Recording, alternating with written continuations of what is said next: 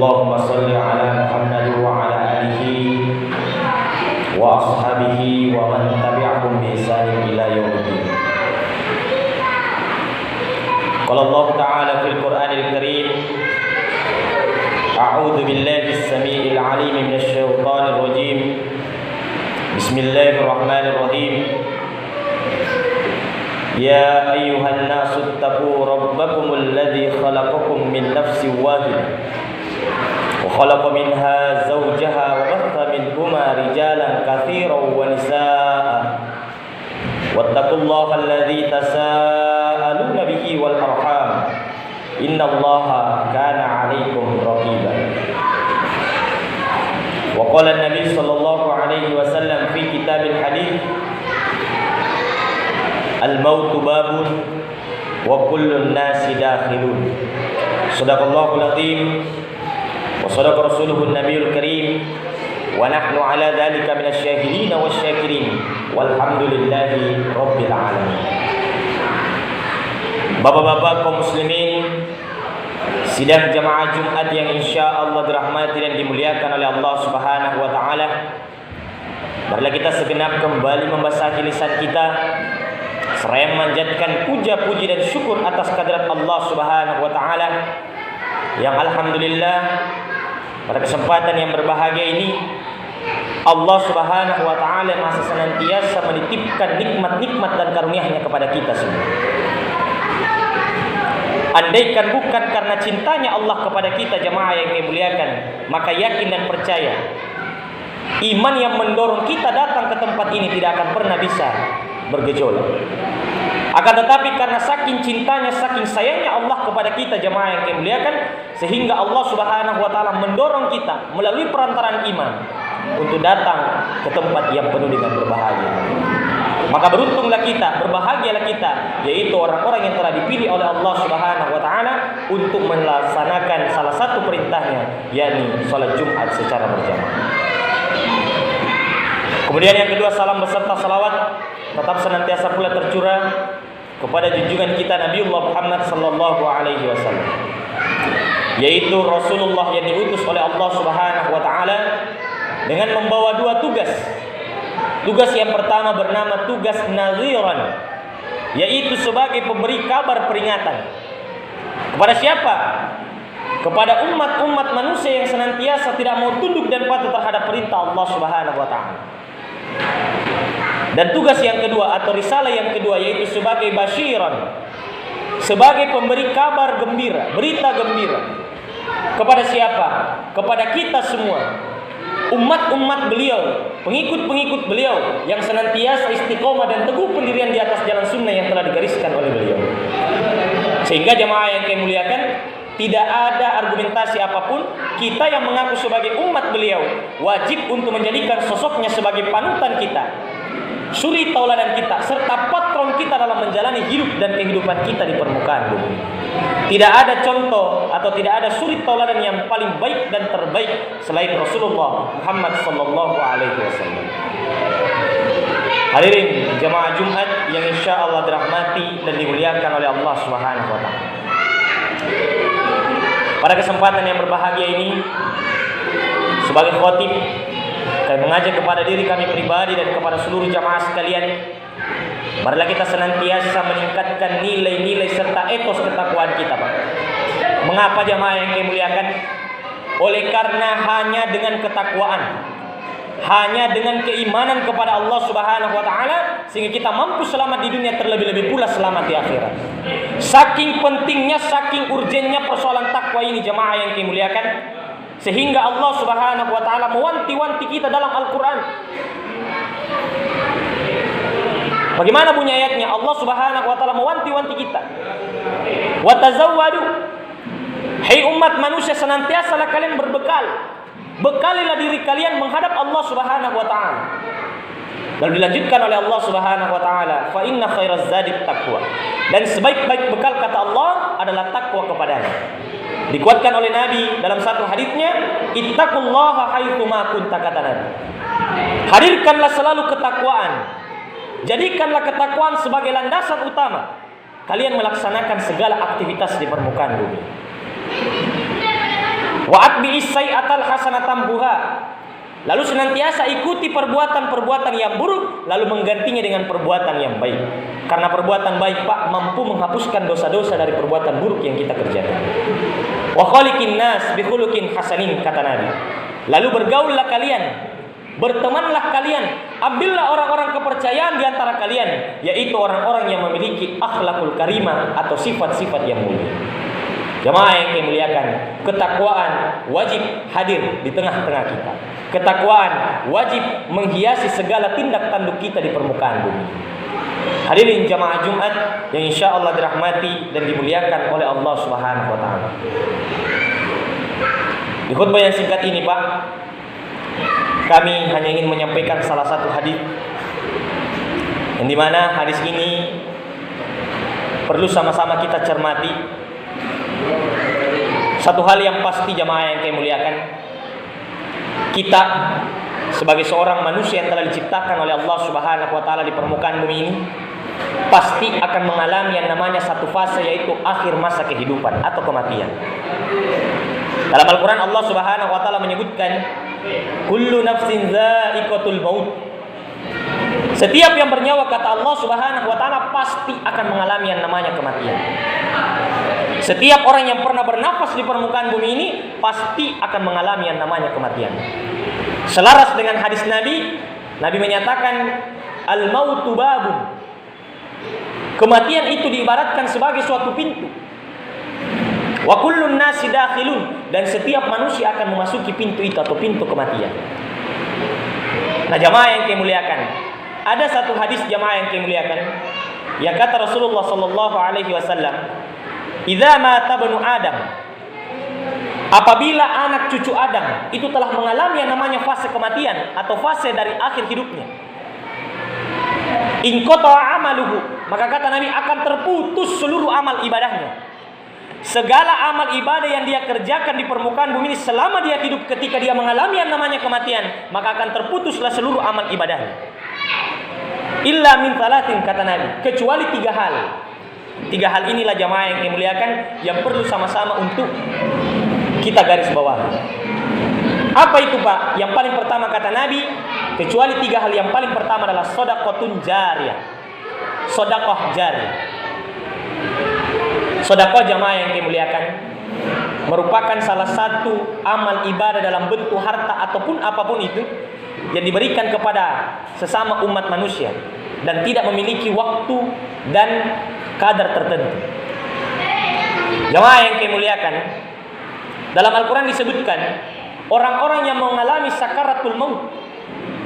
Kata Allah Subhanahu wa taala dalam Al-Quran, "Fa in akhartani ila ajalin qarib." Apabila telah datang atau telah dekat kematian seseorang, maka dia bermohon kepada Allah Subhanahu wa taala. Satu hal, Pak, yang dimohonkan oleh orang yang mengalami sakaratul maut, yaitu irji'i, kembalikan saya ke dunia. Lalu ditanya, kau mau melakukan apa ketika kembali di dunia? Dia ingin melaksanakan salah satu amal ibadah, Pak, yang ternyata jamaah yang dimuliakan, di dalam ayat ini Allah menyatakan orang yang akan mengalami sakaratul maut atau meninggal dunia itu ingin dikembalikan ke dunia, lalu meminta satu amal ibadah yang akan dia kerjakan.